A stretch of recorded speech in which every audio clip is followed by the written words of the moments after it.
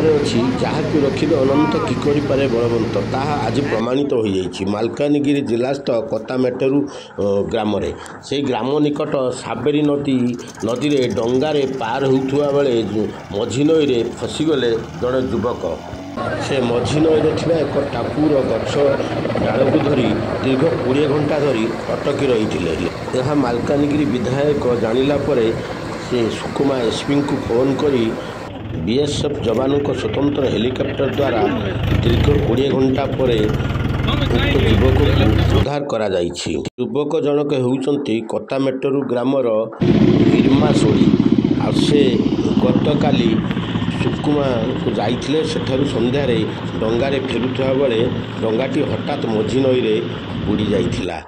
रात्र हो जाइथिबारु केही खबर जानी पारि नथिले। आज सकाळे जानिला परे तांकु स्वतंत्र हेलिकॉप्टर द्वारा छत्तीसगढ़ बीएसएफ जवानों स्वतंत्र हेलिकॉप्टर द्वारा तांकु उद्धार करा जाइछि। एही उद्धार हेइथिबारु विधायक और छत्तीसगढ़ एसपी एवं बीएसएफ जवान सीआरपीएफ जवान और मालकानगिरी जिला प्रशासन को ग्रामवासी माने धन्यवाद जणाइछंती।